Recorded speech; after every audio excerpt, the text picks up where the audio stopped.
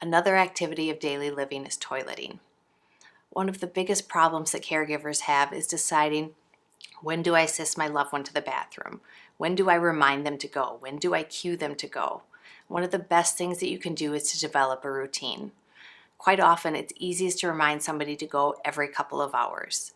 You certainly want to remind your loved one when they first get up in the morning, after meals, and before bed. But a great rule of thumb is to remind them every 2 hours. If this doesn't seem to be a good match, what are some signs that you might notice that your loved one really does need to use the restroom? Pacing, crying, looking uncomfortable, oftentimes fidgeting and moving back and forth, possibly pulling at clothing, especially in the pants area or near the groin, are all signs that they may need to use the restroom. Frequency. Again, know your loved one. Watch how much are they drinking? How much are they eating? How active have they been? Are they exercising a lot? These are all different aspects that can really influence how often your loved one is going to need to use the restroom. Can they do this independently? This is a very, very private activity of daily living. So whatever they are able to do independently, please allow them to do this. If it is just reminding them and they're able to independently take themselves and go, that's great.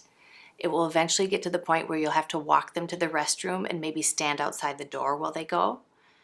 And as they continue to move through their diseases, you will be going in and assisting them to sit down onto the toilet, possibly cleaning themselves afterwards and assisting with taking pants on and off. Again, don't do too much. The key is to use it or lose it, so allow them to be as independent as possible. Some other factors that can possibly affect your loved one in their toileting routine are medications. Take the time to contact your doctor and to contact the pharmacist and see if they are on any medications that may cause constipation or may cause frequency. Another factor is privacy or fear.